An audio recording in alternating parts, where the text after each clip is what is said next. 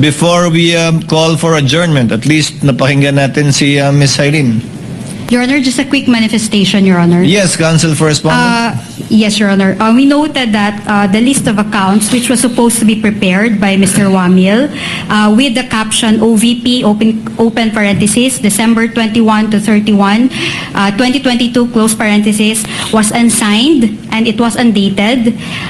Second, the witness is merely flipping the pages without comparing the ARs with the list, Your Honor, to check whether the ARs are the same with what was listed by Mr. Wamil, Your Honor.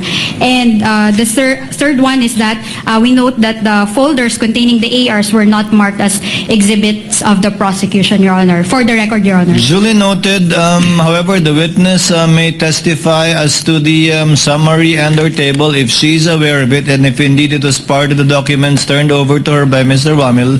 Counsel for the panel of prosecutors. Your Honor, we are tempted to make a counter manifestation, Your Honor. Because, Your Honor, these manifestations, Your Honor, are because of their own doing, Your Honor. But in any event, I hope you won't give in to the temptation, Counsel. I will not. I will not, Your Honor. It's the wisdom of age. I will not. Let's get something out Yes, of Your Ms. Honor. Eileen. In fact, Your Honor, may I continue? May we continue to aid this honorable presiding officer that during the interregnum from today's proceedings until Monday, there will be other tabulations, Your Honor, and there will be other acknowledgement receipts. And we propose, Your Honor, and regret that this is not unusual, but it is necessary, Your Honor, that all of these documents, because counsel says that this witness was just flipping over them, they can do this in front of the defense counsels and us, Your Honor, for the next succeeding days, because we will be going over 4,492 documents and six summaries, Your Honor. Hopefully that we will be doing that in the next days out of court so that by Monday it will be a speedier presentation of testimonial evidence, Your Honor. If you're converting that in, are you making a motion, Counsel? Yes, Your Honor, may we so move that we be allowed to do this, not only as respect to the last quarter of December 2022, which is suggestion of the presiding officer, but to all the quarters, quarter 1, 2, and 3 for the OVP, and quarter 1, 2, and 3 for the DepEd. Only with respect to the acknowledgement receipts. Only with respect to, Your Honor, the acknowledgement, the acknowledgement receipts, Your Honor. Aside from the ask for transfer of markings this afternoon, wala naman kayong mga appointment ng Webes at Biyernes, di ba?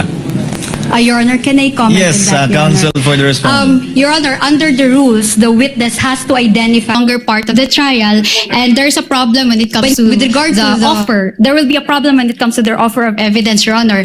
And with regard to the counter manifestation or the statement of counsel that we want to look at the witness while she's flipping the document, Your Honor, precisely that is what we are doing right now, Your Honor.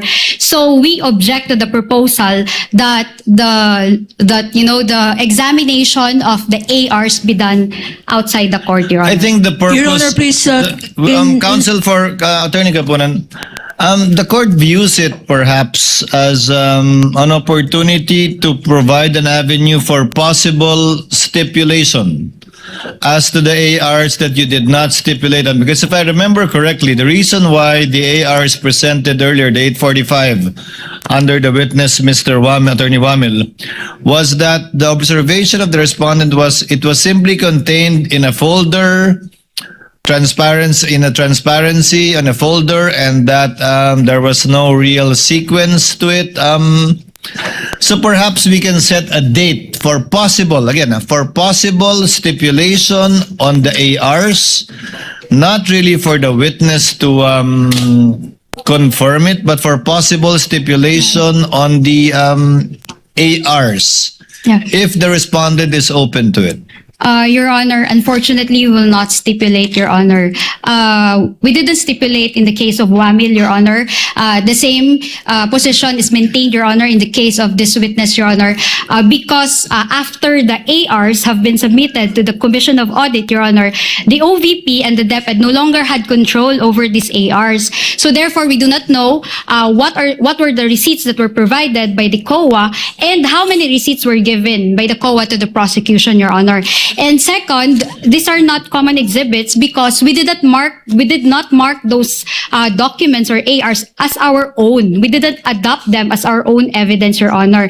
And third, the ARs that were presented or are being presented now by the prosecution have not been compared with our own copies, Your Honor. So we cannot determine with certainty, Your Honor, if their ARs are actually identical with our copies, Your Honor. Counsel, So that we is cannot- precisely the opportunity the court is opening a chance for you to do so, to compare it with your copies of your ARs. Again, if you so desire, I mean, this is only for the purpose Your Honor, of please, expediting. if I may, Your Honor. Counsel for respondent will please respond first before to the query of the presiding officer before I recognize Attorney Capunan. Yes, Attorney Christine, so you do not want to take the opportunity to compare your copies of the ARs with their copies of the ARs as submitted to COA or as allegedly submitted to COA? Your Honor, upon discussion with the team, Your Honor, unfortunately, we cannot do that. Noted. Attorney Capunan, what is your pleasure? With due indulgence, Your Honor, now I will give in to my temptation. First, Your Honor,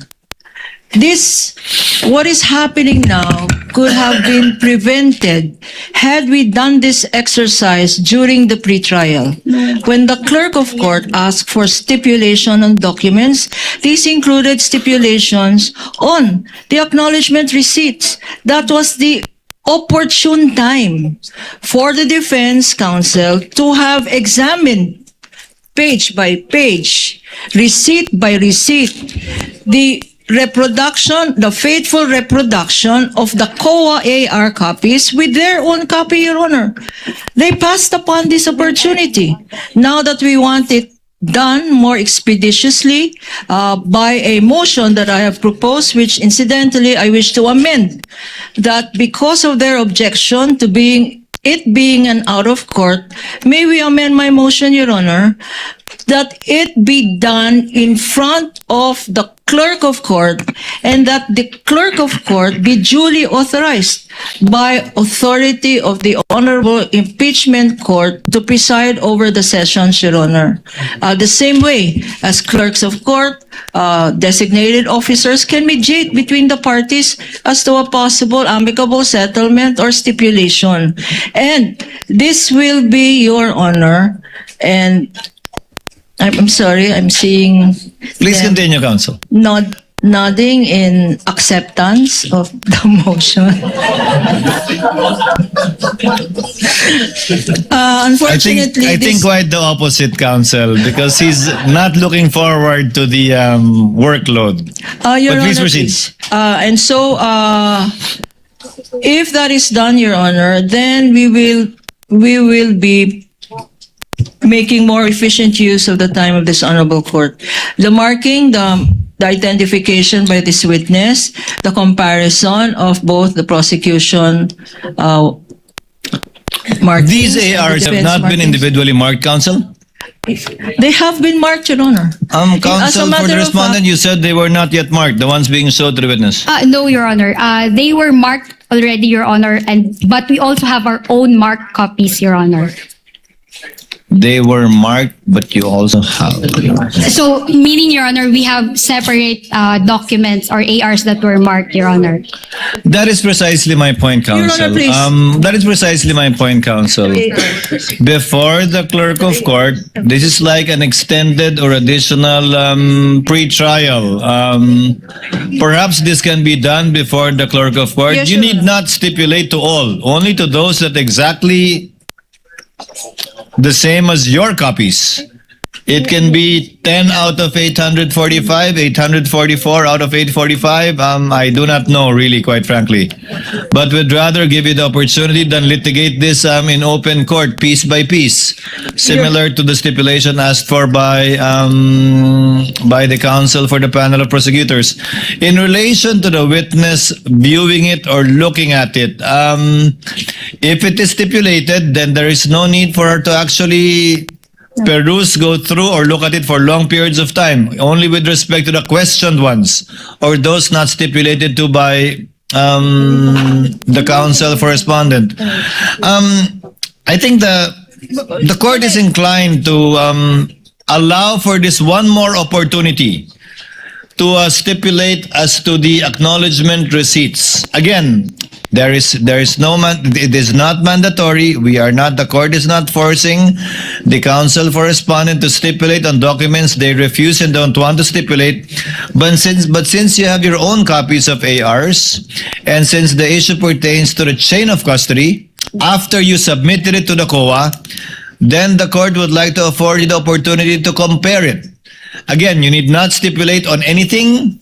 You don't have to stipulate on a single one, but the court would rather give one more chance or one more time to try to do this, to save on the court's time, without prejudice, again, to the respondent or counsel for respondent saying that they refuse to stipulate because they are different from the copies that they have. Counsel? Yes, Your Honor. Actually, we will agree to that proposal, Your Honor, but we provided, Your Honor, that we will not be forced to stipulate that the ARs are authentic, etc. And then the date and time, Your Honor, shall be mutually agreed upon by the parties.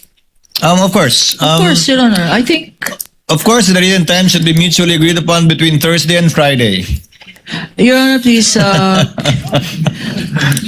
asked for it. Because Your Honor, insofar as please. this witness is concerned, or give me one date on one time slot on Thursday and Friday which you can agree on after we adjourn. Your Honor, please, if I may add as well. In the marking of these exhibits, Your Honor, before the Honorable Clerk of Court, each acknowledgement receipt had 3 signatures. The signature of the Clerk of Court, the signature of one of the representatives for the prosecution, and the signature of the defense counsel, Your Honor. 3 signatures per document. And now they still want, they had signed each of these acknowledgement receipts, Your Honor. That's number 1. Number 2, Your Honor, perhaps to restore a level of trust on the side of the defense, maybe we can even use their own documents. If they do not trust the prosecution's documents or photocopies of the prosecution's documents, then we will use their documents, Your Honor, because we are certain that their documents is the same as our documents. Let's use the defense documents, Your Honor. Then they will not say, we do not trust these documents because it is their own defense documents. Maybe that will solve the problem of this court. We will use your documents, counsel. Will you still question using your own documents? Will you still question the authenticity of your own documents? Of course not, Your Honor. Okay, Of then course not, maybe counsel. that is but a possible solution, Your Honor. Let us use the defense documents instead of the prosecution documents. Para wag na tayong mag-compare. Thursday, Friday, manonood pa ako ng Odyssey. I'm sorry, counsel. The presiding officer was not yet elected during the pre-trial, hence I did not know what went on during the pre-trial. Apparently, the respondent or counsel for respondent has a different purpose and or intention with respect to the ARs from that of the prosecutor. Therefore, that's why they refused a common marking on the same AR. Yes, Your Honor. Is that correct? So they have their own set of ARs, and you have your own set of ARs that was marked during pre-trial, correct, counsels? that is correct, Your Honor. Now, all that the court is asking is for an opportunity to be had by the parties once more to compare your respective marked ARs to be able to distinguish and find out if indeed they are the same or not. regardless of whatever purpose or theory each party may have with respect to presenting the ARs, given that they are common exhibits, we will not touch into that, counsel for respondents. So your concern with respect to authenticity and purpose will not be touched on. Only insofar as that it is the same AR that you received, it is the same AR that you sent to the COA, that you also have a copy of, that they are presenting. And insofar as ARs that you did not send COA or did not come from you, then you can point that out too, as the case may be or as may be appropriate. Again, without any pressure nor any mandate from the court for you to stipulate on all, just the opportunity to do so. Kindly agree on a date, counsels, on a time rather, between Monday and Thursday. If that is not possible, then we will continue as we have this afternoon. But kindly agree on a date. Court so directs the parties to fix a date and be able to present the same, be present before the clerk of court to compare the ARs they separately marked and to confirm if indeed which ones are the same and which ones are different, for whatever purpose it may serve both parties, given that they are commonly marked. So ordered. Hailin, sorry, babalik ka. Okay. Wala tayong magagawa. Court will have to wind up at this point because otherwise we will be continuing with this prolonged marking of evidence, which will not only bore the viewing public but the senator, judges as well, the presiding officer and the Senate President included. So we will have to cut it short at this point in time and discuss already some administrative matters before we adjourn in time for our session. Yes, Attorney Capunan. Just one more ask, Your Honor. Yes, ma'am. Earlier in the proposal for stipulation, counsel for the defense was kind enough to stipulate on certain documents, Your Honor, except for 10 documents, Your Honor. Since this opportunity is given by this honorable court to compare, and we understand that their reluctance to stipulate on these 10 documents is because of their claim that it does not faithfully represent the originals, Your Honor. May we ask also that these 10 documents be perused during the period given? If only to give it a second chance and a second look, given that not much time was given to the counsel for respondents to view it. They were only given 20 minutes. So, yes, the court will allow it to allow the respondents more time to go over it for possible stipulation. Again, no pressure, Attorney Christine. You don't have to if you don't want to. You don't have to if you don't wish to. But the court just wants to give it one more shot to save on the court's time. So ordered. Thank you, Your Honor. Now, before the court makes a ruling on the motion for judicial notice, the court promised to hear and listen to the counsel for respondents either in writing or orally. I have been informed by the clerk that no responsive pleading was given by the counsel for the respondents. So I guess you will be Your Honor, please. orally arguing the motion. If I may, Your Honor, please. Beforehand, I guess you will be orally arguing on the motion for judicial notice, counsel? Attorney Christine? We are ready, Your Honor. Your Honor, Again, just to hear your side. Yes, Attorney Capunan. at this juncture, Your Honor, I respectfully turn over to our public prosecutor and head public prosecutor, Chairman Jinky. Yes, thank you, Honorable Luistro. Before I recognize you, Ma'am Hailin, you are excused. Sorry po. You are excused, but you are ordered without need for the issuance of another subpoena to appear once again before this court on August 10 and 11. 10, so in open court, you are directed to appear here once again on August 10. we will be issuing another subpoena should we require your presence again on August 11 onwards. Do you understand, ma'am? Yes po, Your Honor. So magpapakita po kayo sa Lunes uli nang wala ng subpoena.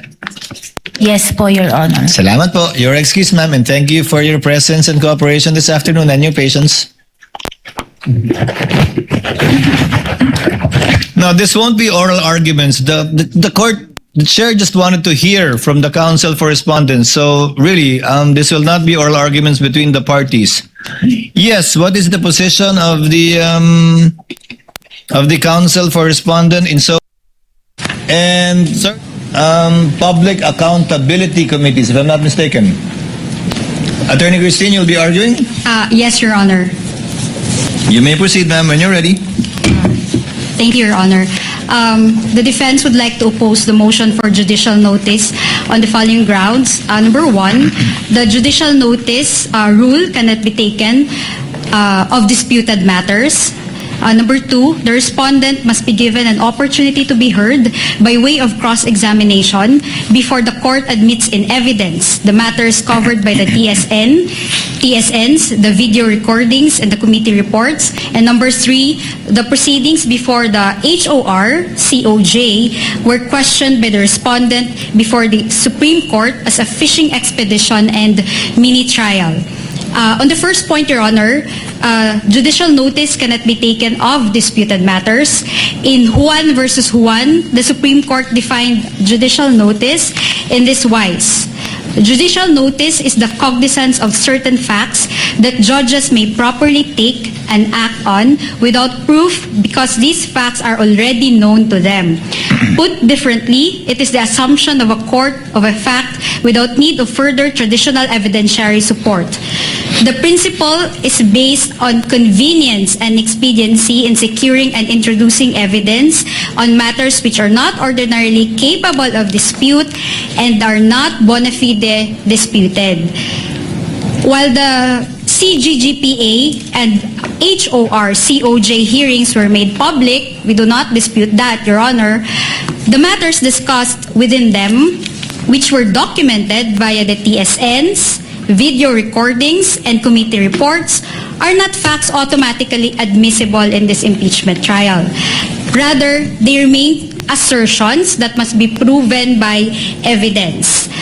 We note, Your Honor, that Article 1 of the Articles of Impeachment alleges the following: that respondent, Vice President Sara Z. Duterte, committed culpable violation of the Constitution, graft and corruption, and betrayed public trust through the systematic misuse, misappropriation, and irregular liquidation of confidential funds amounting to 500 million pesos released to the Office of the Vice President and 112.5 million pesos released to the Department of Education. Clearly, Your Honor, these are not just statement of facts. These are accusations of misuse, misappropriation, and irregular liquidation of confidential funds which must be proven by the prosecution through presentation of evidence. In fact, Your Honor, if you noticed, the prosecution in paragraph 1 of its motion for judicial notice admitted that, I quote, prior to the transmittal of the articles of impeachment to this honorable court, the House of Representatives, through its Committee on Good Government and Public Accountability and its Committee on Justice, conducted official hearings on matters that ultimately formed the factual basis of Article 1. We highlight that, Your Honor, ultimately formed the factual basis of Article 1, which is the misuse and misappropriation of confidential funds. Okay. Article 1 of the Articles of Impeachment as a continuation. These proceedings were officially documented through transcript of stenographic notes or TSNs, official audio-visual recordings, and committee reports. I am just reading, Your Honor, I'm just referring to the motion of the prosecution. Thus, we cannot take the TSNs, the video recordings, and the committee reports as they are, Your Honor, without cross-examining the witnesses of the prosecution. The impeachment court cannot just take the utterances, testimonies, the questions and answers and the interpellations during the COJ and the CGGPA hearings as factual findings and statements of truth without going through the usual route of evidence presentation. In fact, Your Honor, we are even unsure whether these videos are spliced, edited, or shortened, with due respect, and whether the TSNs are accurate and edited or modified as portions of the TSNs turned out to be different to our transcribed notes, which leads me, actually, Your Honor, to my second point.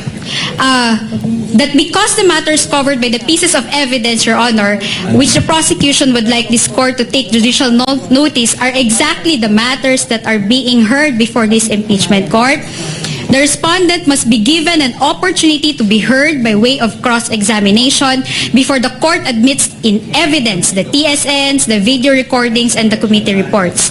The requirement of due process is basic. It is the opportunity to be heard before the court. And affording the respondent the opportunity to cross-examine to cross-examine the authenticating witness serves a dual purpose, Your Honor. First, it validates the existence of the video recordings, the TSNs, and the committee report. And second, it verifies their accuracy and completeness. The Constitution explicitly guarantees the respondent's right to ensure that these pieces of evidence have not been altered, edited, or modified to fit the prosecution's narrative of Article 1. Consequently, the respondent is entitled to have all the observations, the objections, and cross-examination questions placed on record before the court admits these documents in evidence. It is also a matter of record, Your Honor, that the videos that the prosecution would like this court to take judicial notice were not played during the pre-trial conference, Your Honor. And it is with the understanding between the parties that there shall be subjected to proper authentication and identification during trial, consistent with the rules of court. And third, the respondent has directly challenged the House of Representatives Committee on Justice proceedings before the Supreme Court, Your Honor, characterizing them as a mere fishing expedition and an unauthorized mini trial, Your Honor. Consequently, the respondent declined to participate in these proceedings, maintaining that the HOR-COJ lacks the jurisdiction to conduct these trials. Under Article 9, Section 3, Paragraph 6 of the Constitution, the respondent submits that exclusive power and authority is vested solely with or in the Senate, Your Honor. That's why a petition for certiorari and prohibition was filed by the respondent before the Supreme Court. So we cannot stipulate, Your Honor, on the matters that were taken up in a proceeding that the respondent challenged before the Supreme Court. But crucially, Your Honor, the petition pending before the Supreme Court challenges the proceedings before the HOR-COJ only and not the actions of the Honorable Impeachment Court. This distinction, however, does not preclude any future legal challenges against actions that this court may take while sitting as an impeachment court. The respondent, Your Honor, was consistent in her position, Your Honor. In fact, in a letter dated March 24, 2026, the respondent through counsel informed the HOR-COJ that she cannot attend the mini trial and the fishing expedition being done by the said committee because of the committee's apparent lack of authority under the Constitution. The closing paragraphs of the letter state, and I will read the closing paragraphs for the record, or similar efforts aimed at obtaining or fishing for supposed evidence through processes that necessarily the existence of lawful authority and jurisdiction under the Constitution, which in this case is absent. As timely stated in the appearance and consolidated answer, both made ad cotelem, the respondent does not waive any jurisdictional or other objections she has to these proceedings, nor her right to seek the appropriate legal remedies. Nonetheless, she is prepared to meet the charges against her in proper jurisdiction. And because of that, Your Honor, the court must decline to take judicial notice because the very validity and authority of the House of Representatives COJ proceedings are currently challenged before the Supreme Court.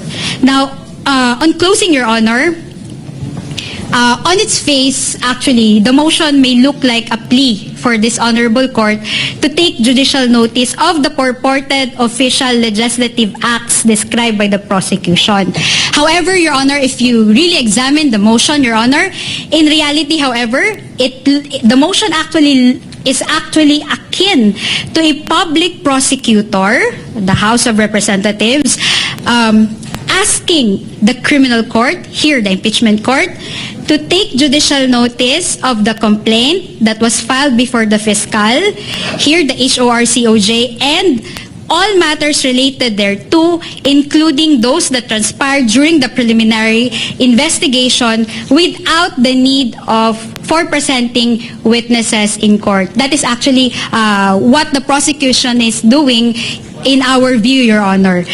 Dahil ang mga pandinig na ito sa House of Representatives ay siya mismong paksa ng paglilitis ng hukumang ito, at ayon mismo sa prosecution, those hearings became the factual basis for Article 1 of the Articles of Impeachment. Nararapat lamang po na ang mga TSNs, video recordings at committee reports na naglalaman ng mga tanong ng kongresista, pati na ang mga pahayag at sagot ng mga testigo ay patunayan ng prosecution sa pamamagitan ng pagpresenta ng testigo upang magpatunay sa katotohanan ng mga ito. In closing, Your Honor, would like to quote the Supreme Court in Juan versus Juan. The Supreme Court said, the article in the website cited by the RTC patently lacks a requisite for it to be of judicial notice to the court because such article is not well and authoritatively settled and is doubtful or uncertain. It must be remembered that some articles appearing in the internet or the websites are easily edited and their sources are unverifiable. Thus, sole reliance on those articles is greatly discouraged. The defense opposes the motion, Your Honor, on identical grounds. Salamat po. Again, these are not oral arguments, counsel. Chair had anticipated